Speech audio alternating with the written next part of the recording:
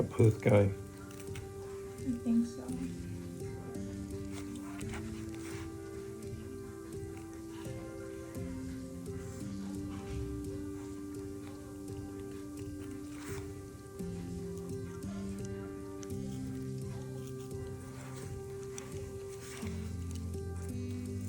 She was telling me that she was praying for this spot to not be anything, and then she had to come in to get it, looked at.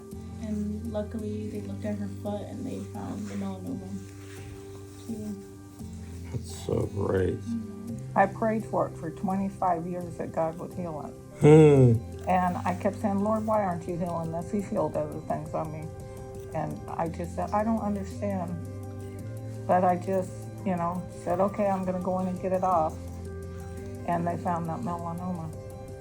I believe God helps those who help themselves. Yeah. There you go, and that's a perfect example of it. Yeah. God was watching out for you. Yes, he was. He knew everything. What church do you go to? Assembly of God.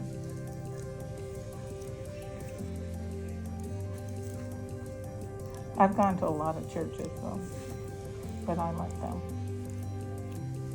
What do you like about the Assembly of God, folks? They preach the word. I'm not for that, prosperity thing at all. I'm just, God will bless you if you trust Him and you do what He says, Or not. But I just don't believe that. I believe that we suffer. I believe that, part of our experience is to suffer. well, yeah, we have times where we do that. We have to learn to trust the Lord. But I watched this great TED Talk. Have you ever heard of TED Talks?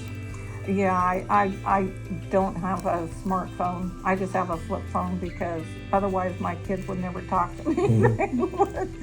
Well, basically, They would text me. she was really, her life was about the prosperity gospel.